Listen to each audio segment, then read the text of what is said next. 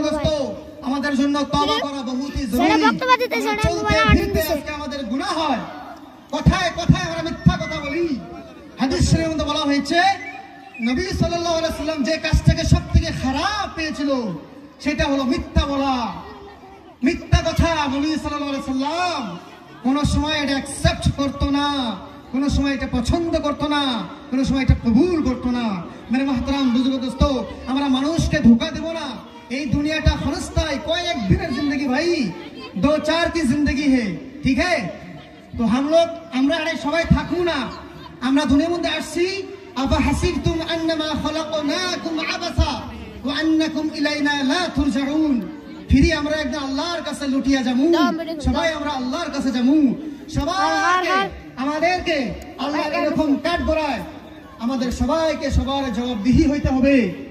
সেই জন্য আমরা কি কোনো মুসলমানকে, কোনো মানুষকে আমরা ধোঁকা দেব না, আমরা ওদেরকে ফ্রিজ করবো না, তাদের সঙ্গে ভালো বিহেভ করবো, তাদের ইসলামের গুণ তাদেরকে আমরা দেখাবো, তাদেরকে জানাই দেবো এটা কি ইসলাম বলে, তাদেরকে আমরা জানাবো, তাদের কাছে আমরা ছোট হব না। মেরে মুহতারাম বুজুর্গদোস্ত,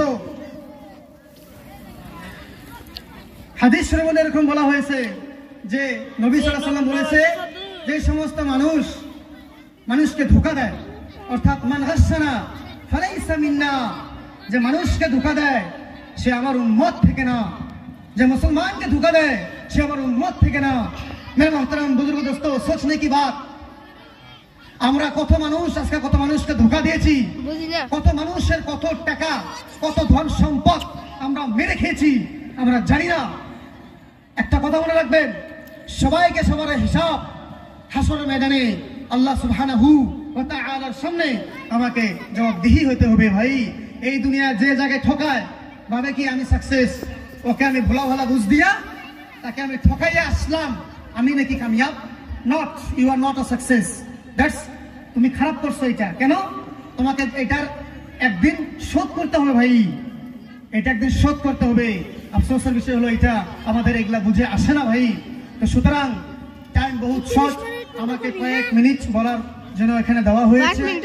ইনশাআল্লাহ আমার জন্য দোয়া করবেন, আগামীতে কিছু কথা রাখার আল্লাহ যেন আমাদের যত হুজুর আছে সবাইকে তৌফিক দেয়, প্লাস আমাকেও যাতে আল্লাহ সুবহানাহু ওয়া তাআলা তৌফিক দেন।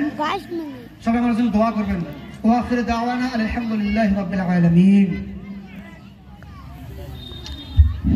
আলহামদুলিল্লাহ, ধন্যবাদ।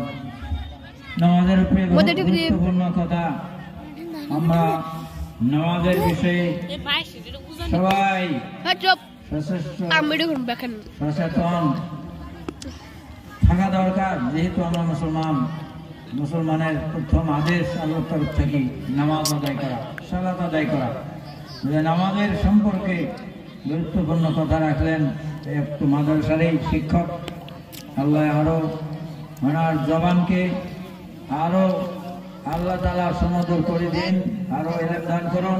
দোয়া চাইছেন, আমরা সবাই দোয়া করি তার জন্য। এখন আমাদের এই মঞ্চে উপবিষ্ট মাওলানা সিরাজুল ইসলাম, আমাদের সালমানা